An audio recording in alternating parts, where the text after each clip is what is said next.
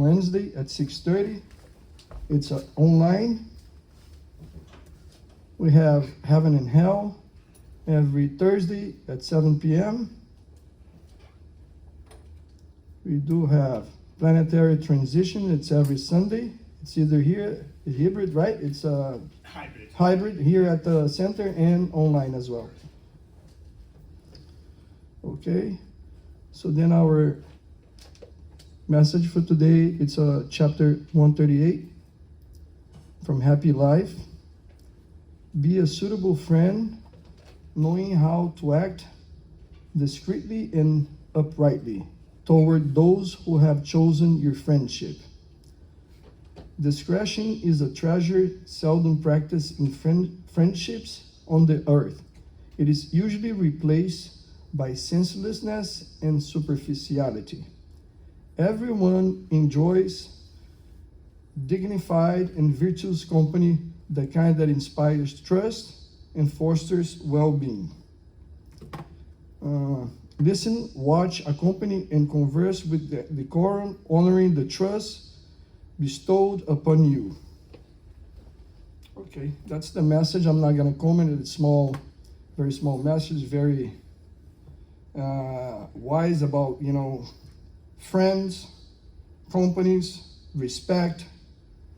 So after that, let's go to our prayer, our initial prayer. Thank you, dear Master Jesus. Thank you so much for allowing us to be here, to gather together in this search of light, understanding. We open this moment with gratitude, asking that our minds, our hearts, it's ready to receive the message. Prepare for us the studies. May our friend, our speaker of the day, Marcos, be embraced by your inspiration. So be it. So I'm going to invite our friend Marcos from Bezerra. It's not Marcos from Marcos, no, it's Marcos from Bezerra.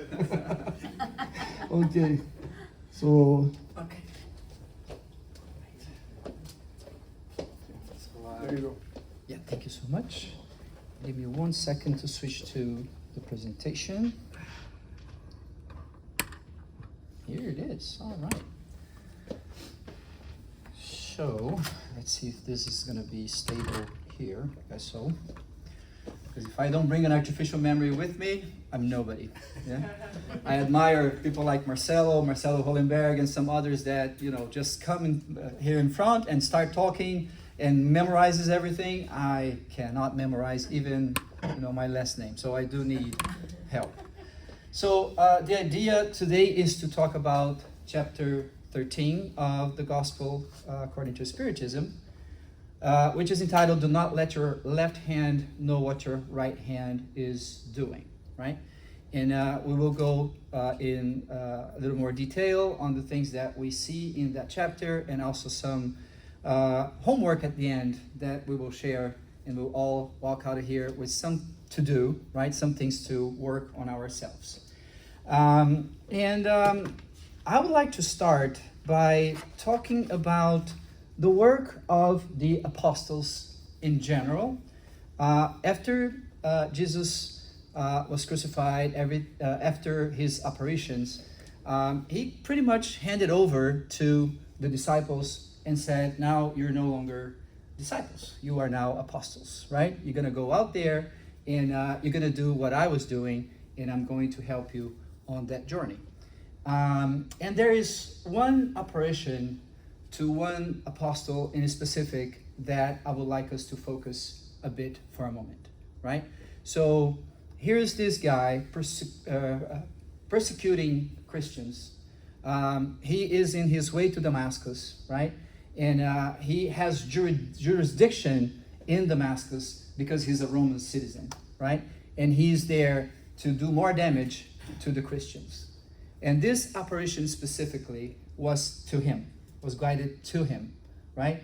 And here comes Jesus talks to this guy and changes his direction.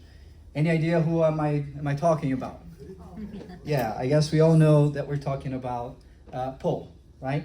And why Paul becomes relevant in this conversation that we're going to have today. So at a given point, right, Paul goes around, travels to many destinations, and everywhere he would go, he would start a community, right? He would start what we call today churches. Today we give the idea of a church as an edification, a building, but no, it was a community, right? He would start these communities and he would go to the next city, sometimes because he wanted to, sometimes because he was kicked out of that city, but he would go and find a new place to work and do what he was doing, which is spread the word of Jesus. Well, he is somewhere, and he receives the word that one specific community is losing its way, right? It's kind of like losing focus. They are discussing about praying in tongues. They are discussing about abilities to prophesize. They're talking about who knows more, who should they follow, if Peter, if Paul, if Jesus, if Apollo, whatever. And Paul says, okay, it's time to write to these guys and put them back in track. So he writes them a letter, which is probably his most famous one, right? And he tries to redirect the apostles, his followers, to the right path, right? And he pretty much addresses those abilities that they were competing about, right? And he says, if I were to speak in the language of man or of angels, yet not have charity, I would be like a clanging bell or a crashing cymbal. And if I have prophecy and learn every mystery and obtain all knowledge and possesses all faith, so that I could move mountains, yet not have charity, I have nothing. And if I distribute all my goods in order to feed the poor, and if I hand over my body to be burned, yet not have charity, it offers me nothing.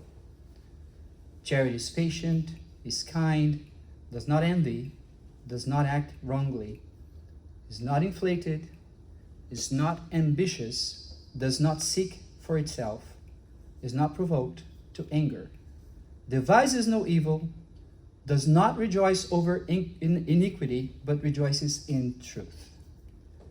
Charity suffers all, believes all, hopes all, endures all. Charity is never torn away, even if prophecies pass away, or languages cease, or knowledge is destroyed. For now these three continue, faith, hope, and charity, and the greatest of this is charity. So whenever you have doubts about how to go about charity, this is where you should go, right? Paul is pretty much telling everybody, forget about praying in tongues, forget about prophecy, forget about who knows more. Just go out there and do charity. And I'm pretty sure that some of you are looking at this and say, wait a minute, I read the other day and it says love instead of charity, right? Well, there are two translations. This is the oldest translation, right? The most recent translation uses love in the place where you see charity, simply because in the early 1900s, it was understood that the word charity had gained a connotation of material giving, right? And the church thought it was better to translate this to love instead of charity, because it would give a more amplified signification, right? So a meaning. And the fact is that the word that was used here was agape, right? Which is a word that we understand that is unconditional love, and that's why the translation has been changed. But this is how it was first translated. So, as we bring this to our discussion, we also have to remember that charity is a very important word for Spiritism, right? What is our motto again? Without charity, there's no salvation. So it was important then, it is important for us today. And that leads me to the first passage of the gospel that we will see today, right?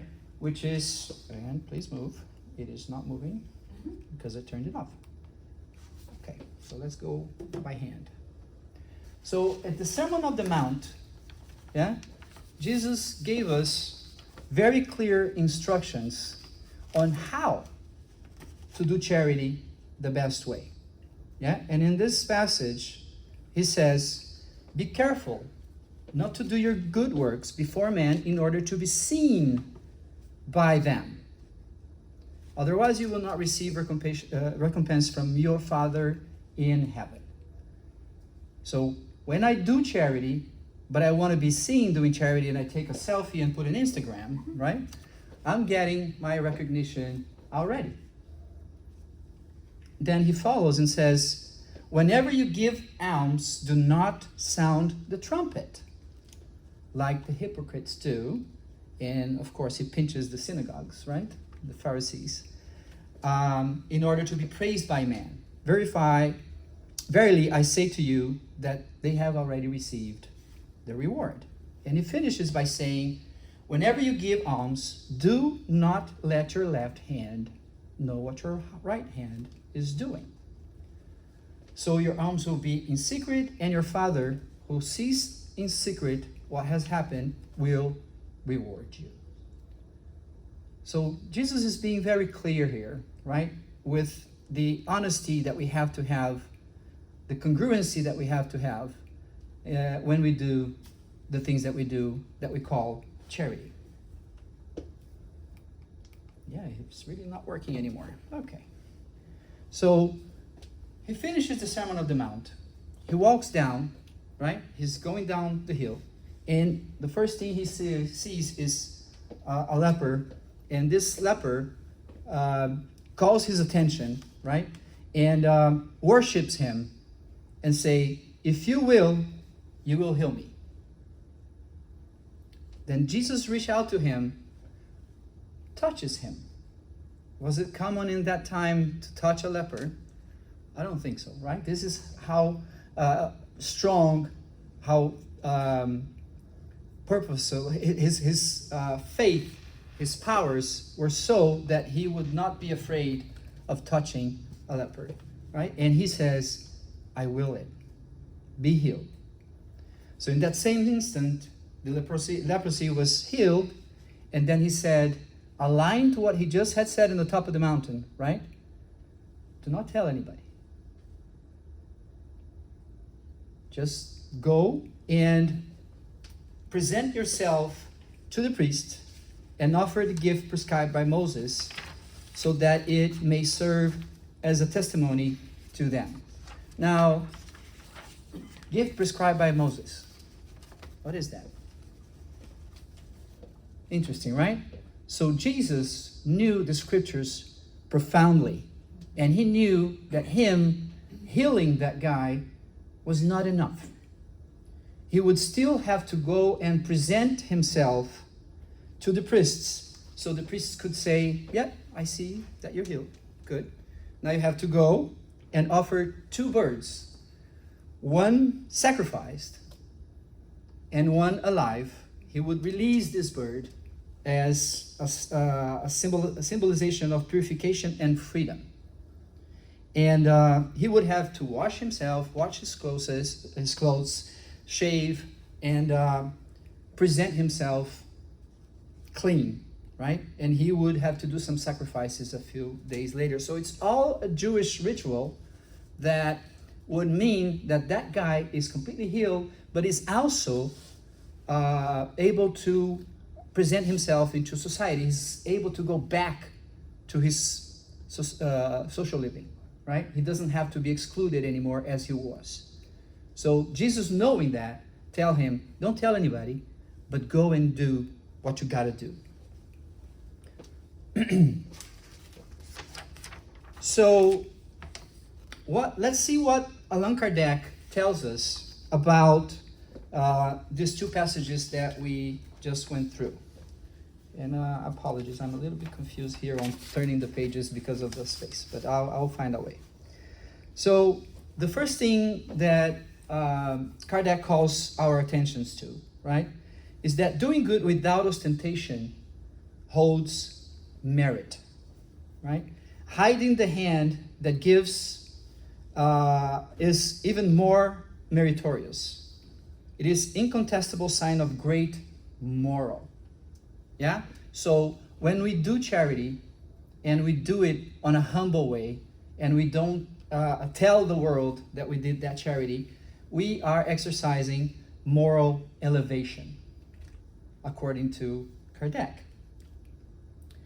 And he understands how hard it is to do that, right? Because he suggests that we have to be above humanity. We have to almost go beyond our human powers to put our ego aside, right? And do charity without telling people. We need to do those things looking for God's approval, not people's approval, right? And I think it was clear to him at that time why we do that, right? When Kardec wrote that, he was pretty much, conscious that we many times seek approval of the people around us, right? We want to show that we're helping people. We want to show that we're doing things. We want to tell, oh, that person was feeling so bad, I went there and fix it. Right? And we go and we feel all great. And this is exactly what he is telling us, that we need to be above humanity to do that. We have to kind of like put those human needs aside and help people in any way, and we will discuss this later, without showing off. Those who prefer others' approval in order to get recognition, right, show that they have more faith in these people than in God. And he goes beyond that and says, these people have more faith in the present life, right? See more worth in the present life than in the future life. Now think about this, how deep this is, right? By my acts, by the way I act, I am actually telling what's priority to me. If my priority is do things to get recognition of other people around me, or put it on Facebook and get many likes, these are my priority. I believe more in them than I believe in God. If I am prioritizing this recognition in this life, it means that I'm giving more importance to this life than the next. Kardec is suggesting here that we have to be the example of our faith. If we really believe there's a sequence, if I really believe there's an afterlife, that my life continues, and this recognition will come from the divine, I should see no benefit on getting this life's recognition or, other people's recognition. So let's think about that as we go by and we do charity and we do things that are nice to other people. What am I prioritizing when I seek this or that recognition? Yeah? Then he goes and says, how many there are who give only in the hopes that the beneficiary will shout the benefit. So, think about this. I could not say anything to anybody, right? I just go and do things, do nice things, help people, and I don't say anything. Yes, my right hand, left hand, everything working. But if he could only tell other people, that would be great. Mm-hmm. I'm just going around, right? I'm making an indirect pass to try to get what I want, which is, recognition from the people around me. Those who do good ostentatiously have already received their reward. God owes them nothing. The only thing that remains for them is receive punishment for their pride. So Kardec doesn't go easy on this, huh? He's really strong about this thing. And then he brings this other situation here. And what will be the reward for those who make their benefits weigh heavily on their beneficiaries? So I go and I help Marcelo, and then I go, Marcelo, it was so hard to help you, man. You better do something for me too. You owe me now. I am just putting all the weight on him, right, of my sacrifice, my beautiful work. And I'm waiting for his recognition on this or his retribution on this. Those who demand to be acknowledged by them, making them feel their position by extolling the price of the sacrifices they have imposed on themselves for their sake. Their work is deplored. That's the word he uses. Kindness without ostentation has twofold merits, and we're going to go back to this subject later on. Besides the material charity, you also have the moral charity. It spares the susceptibility of the beneficiaries and enables them to accept the benefit without bruising their self-esteem. So imagine how subtle we have to be, right?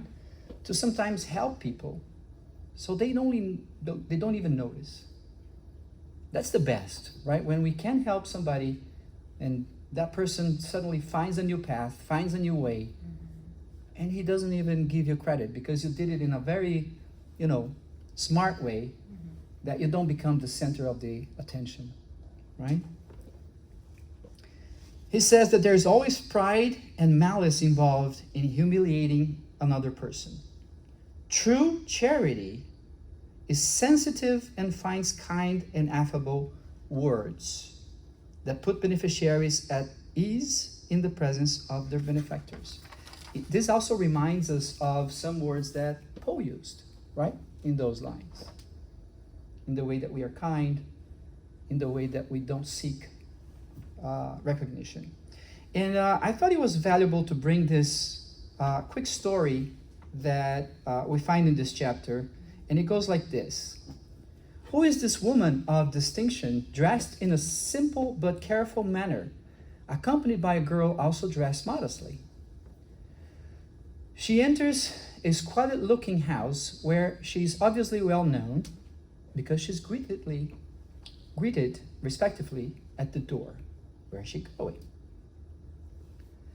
Thanks to this woman, these poor children will experience neither cold nor hunger. They will go to school dressed warmly, and their mother's milk will not dry up for the littlest ones. If any of them are ill, no material care will be denied.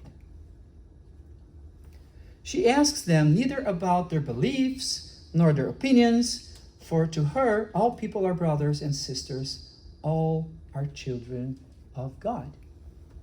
I'm going to stop on this one for a moment, because how many times people do charity to those that they see as, equal in a sense or another? How many times we say, oh, that guy is not on my religion, or that guy is not from my country, or that guy is not from my skin, or that guy is not from my whatever. And then we segregate. All are children of God. Everybody is worth my effort, independently of faith, skin color, any choice of life. What is her name? Where does she live? No one knows. Catholics, Jews, Protestants, all bless her. Imagine this, that you can actually get sympathy from any faith, from any walk of life.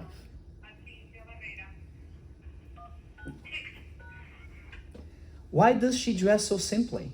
It is because she does not wish to insult poverty with luxury.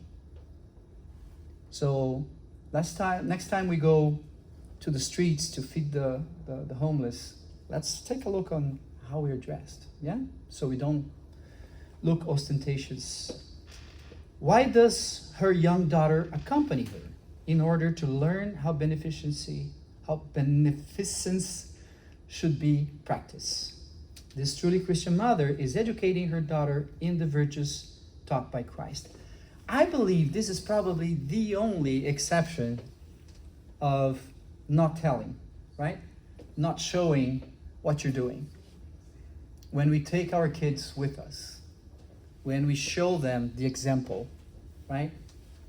When we show them that, this is a great work to do. And finally, he ends this story asking, is she a spiritist? Who cares? What does it matter? It doesn't. All right. So the next passage that this chapter explores is a very interesting one. And it's the widow, right? Jesus was seated opposite to the offertory box, watching the way in which people dropped their money into it. And noticing that many of the wealthy were putting in large amounts, a poor widow also came and put in only 2 small coins. Having called his disciples, he said to them, verily, I say to you that this poor widow has given more than what all the others have. They have given of their abundance, she has given of her poverty. Everything she had and everything that was left for her to live on. There is also a background story on this, right? Because Jesus spoke a lot about the excluded, the marginalized people, and one of them were the widows in those times, right? They were marginalized, especially if they didn't have much of financial stability. However, the ones that did, right, the women that was left, they were left alone, either with property, either with some money, they would go to the Pharisees to seek for help, guidance. And they, of course, would help them give a lot of donations to the synagogue, or they would sometimes explore them on the management of their properties. So Jesus, knowing that that was happening, would many times speak about the widows in his talks, right? And this is one of the cases where he wanted to call the attention of people that were a minority or marginalized, being betrayed by people that should be following God's laws. So that's a little bit of the background on the widows. So let's see again what Kardec brings to us out of this passage, right? Some say they desire wealth so they can do more charity. Now let's think about this for a moment, yeah? So I go, oh man, if I had more money, I would give so much. This is a very one-dimension approach to charity. And also, Kardec asks here, could it be, without question, completely disinterested? Right? I am kind of like looking for good to myself first, so I can give more leftovers, right? I have more leftovers, now I can give more. But I am the first beneficiary in this conversation. True charity entails thinking of others before thinking of oneself. And then he pushes us to get a little more creative, right? He says, what we must find within our own work and by using our own strength, intelligence, and talents, the resources we lack to accomplish our generous intentions. Get creative. Find ways. This is not restricted to giving money. This is not restricted to giving food. Charity is much more than that, and we will discuss that a little ahead. Those whose intentions are pure of any personal interest ought to console themselves. They should think of the might of the poor, who give by depriving themselves, but which weighs more on God's scale. Of course, if I am donating out of my own, right? And it could be money, it could be my time, it could be so many things, right? It has more value in God's scale. We all should do what is possible. That's what he asks us. There are none who, enjoying the full use of their faculties, cannot render some sort of service, provide some consolation, mitigate physical or mental suffering, or do something useful. So pretty much stop using excuses. Find a way. Right? That's simple. And this is the last passage that we will discuss today. Another very interesting one. So, in a banquet offered by a Pharisee, Jesus said, whenever you give a dinner or a supper, do not invite your friends, your brothers, your relatives, or your wealthy neighbors, so that they will invite you in their turn and repay you, right? But whenever you give a banquet, invite the poor, the lame, the maimed, and the blind. And you will be happy because they have no means to repaying you. For you will be rewarded at the resurrection of the righteous. So this is another passage, another situation in which Jesus says, don't give things waiting in return, right? Don't offer things so people will, call you in return. So I'm going to have a dinner in my house and I'm going to expect you guys to invite me to your next dinner. What is this, a trade? I'm commercializing things now? Is this a transaction? So actually he pushes us to actually go and say, invite those who need.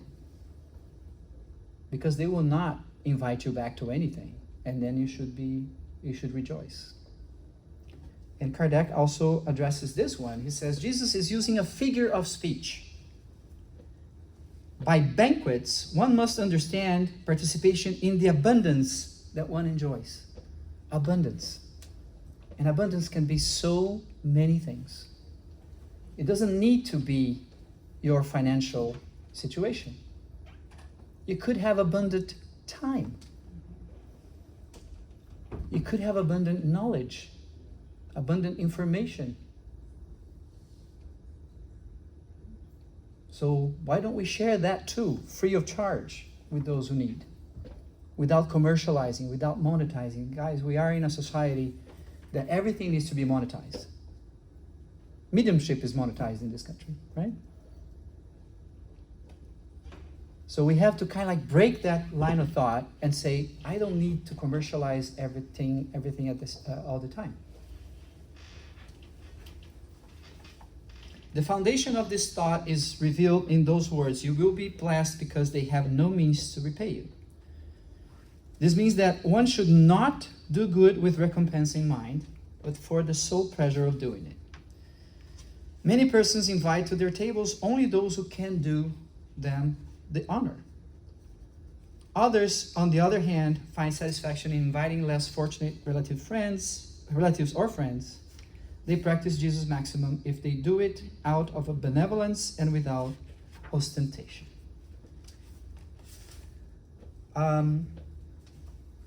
Another part of this chapter, and this is already what I like to call the difference on the Gospel according to Spiritism, which is the Spirit's instructions, right? You can't find that anywhere.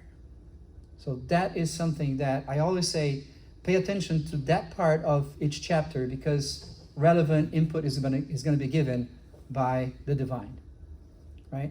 And that is unique to the Gospel according to Spiritism. which is Sister Rosalie. And I did some research, and there was this Sister Rosalie Rendu at the time. She died in 1856, and this passage that I'm going to read is, I believe, 1860 something. She used to organize care for the poor in Paris, and she says, every religion, every moral possible is contained in these two precepts. Let us love one another and do unto others what we would want them to do unto us. So, as we get these two sentences, right? Let us love one another. So this goes back to the commandment of Jesus, right? Loving your neighbor. And do unto others what they would want them to do unto us. So this is pretty much how we love our neighbors. If we only do to them what we would like it was done to us, I can truly say that I love them as I love myself. And there's the negative, the I don't know if it's negative, but don't do to others what you don't want them to do into you. That is another way to love your neighbor as you love yourself. And the other thing that she calls the attention in her contribution is that we shouldn't be selective, as was mentioned before, right? I shouldn't segregate the people that I help. She says, that unfortunate fellow you are rejecting and keeping away was perhaps a brother, a father, a friend in another life. So this brings the perspective of the spiritual family, right? I could say, I'm not going to help those people. They are XYZ and I don't like XYZ. Those people are part of your spiritual family. When we speak about fraternity, right? I should include everybody. Give so that one day God will repay the good you have done. And she expresses the joy of meeting people she helped in another side, right? She said she was really happy when in the spiritual life, she met people she had helped when she was Sister Rosalie. So even that dimension is interesting, right? Because we will meet these people again. The people that I helped or the people I denied help. Remember that. It doesn't end here. Moral charity costs nothing. Remember we spoke about moral charity a few pages ago, right? Mm-hmm. And she's right. When I'm giving my time, when I'm sharing knowledge, when I'm treating kindly, what am I losing? Right? Keep quiet. And she mentions a few ways to do charity. Keep quiet when a fool speaks. And this fool believes that he knows more than you or he's superior to you. Just keep quiet. Don't give attention to those who think they are above you. Don't pay attention to other people's wrongdoings. So let's look to the other side when we see somebody not doing something great. We don't need to be calling out everything that we see that we don't agree with.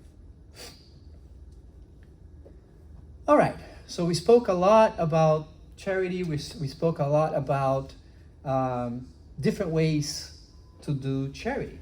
So what do we do with this information?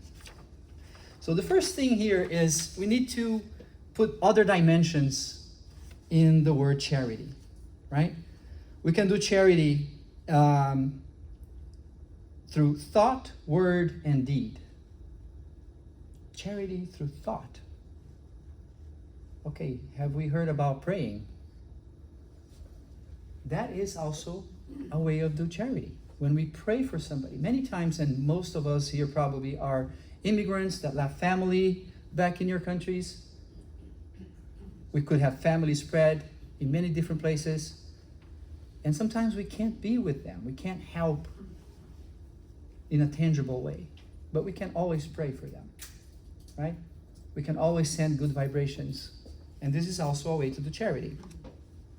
In words, there are few things more important in our human dimension than what we speak, the words that we use, the way that we are kind to other people, on the way we choose our words, on an advice I give, on a recognition. So using the words, using our mouth is very powerful, and is a very powerful way to do charity as well. And then, of course, the deeds that we do.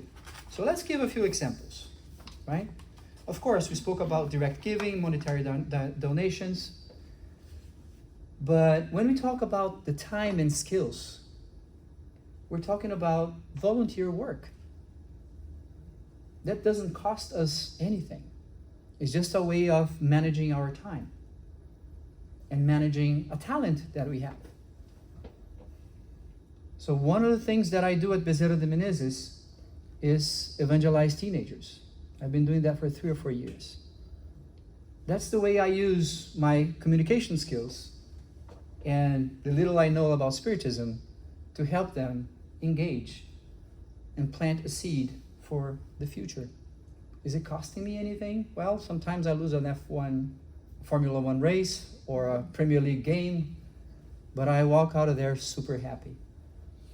Right? Those seeds one day will become a tree. Supporting causes like human rights, disaster relief. Do we have examples of that all the time? We do, right? Fires in California, earthquakes, hurricanes, we always have a way to help. One thing that we don't think a lot very much is blood or organ donations. This is also charity. Knowledge sharing, teaching and mentorship, taking care of nature, taking care of our planet.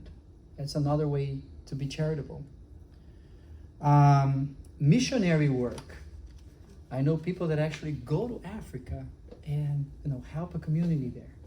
There's a person in our center that does that, and I really admire that. I wish I could have the financial muscle to do that one day.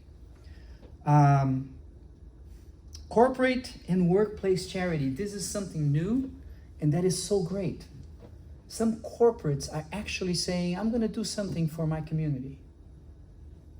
Get into that committee, or plant the seed. Give the idea in your company to do something for the community. And by doing that, we start changing the world around us, right? Crowdfunding platforms. Right? Many times people need a transplant, they need an operation, they need something, they don't have the funds. But we go and create this crowdfunding and get the resources for that person. Acts of kindness to strangers. Hold the door. Compliment someone. Pay it forward. Let someone merge in traffic. So hard, right? Especially in Miami. But even in traffic, we can be charitable. Send a thoughtful message to somebody. So, again, we live far from many people. Send a good morning. Send, hey, I miss you. How's everybody? Acts of kindness at work. Offer help. Share resources. Express gratitude. Express gratitude. Guys, expressing gratitude is not only to God, right? We pray all the time and thank you, Lord, thank you, Lord, thank you, Lord. Thank you guys for giving me the opportunity to be here. Expressing gratitude is something that we should make a habit everywhere we go, all the time. Help neighbors, share books or clothes, show kindness to cashiers. He is our neighbor in that moment. So when we are interacting with somebody on a market or a person that is attending you, we don't know what kind of situation or drama that person is living at that moment, right?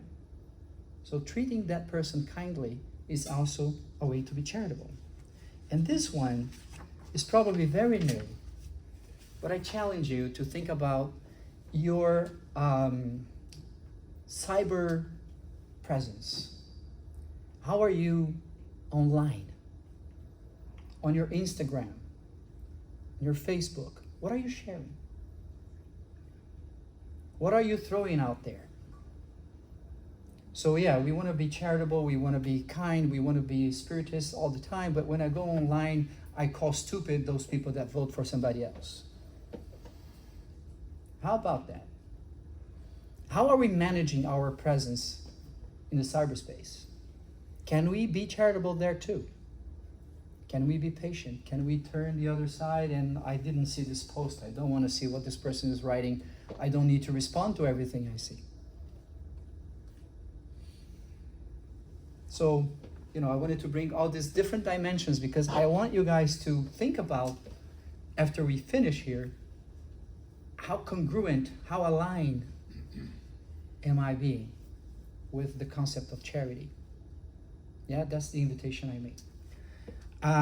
To close the conversation, and I'm completely lost in terms of time. Oh, okay, I don't think we're not that bad, but anyways.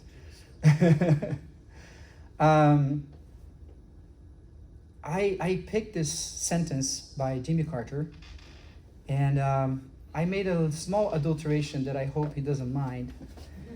It will read now, I have in this incarnation a chance to make it count for something. I'm free to choose that something. The something I have chosen is my faith.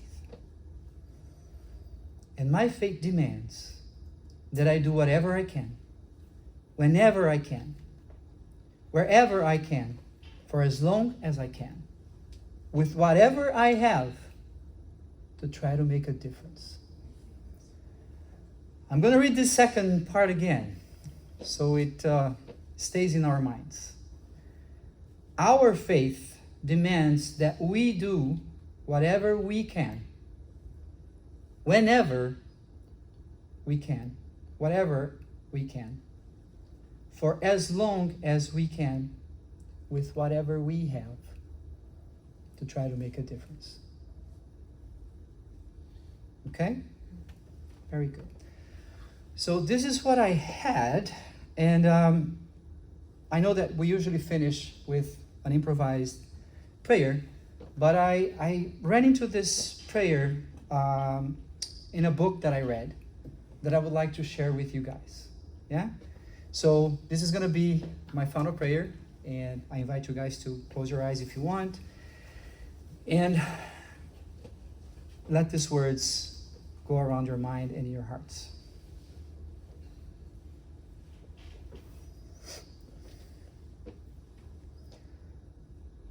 God, being my head and in my understanding, being my eyes and in my looking, being my mouth and in my speaking, being my tongue and in my tasting, being my lips and in my greeting. God, being my nose and in my smelling and inhaling, being my ears and in my hearing, being my neck and in my humbling, being my shoulders and in my bearing, being my back and in my standing. God, being my arms and in my reaching and receiving, being my hands and in my working, being my legs and in my walking, being my feet and in my grounding, being my joints and in my relating. God, being my guts and in my feeling, being my bowels and in my forgiving, being my loins and in my swilling, being my lungs and in my breathing, being my heart and in my loving. God, being my skin and in my touching, being my flesh and in my paining and pinning, being my blood and in my living, being in my bones and in my dying, be at my end in my reviving. So be it.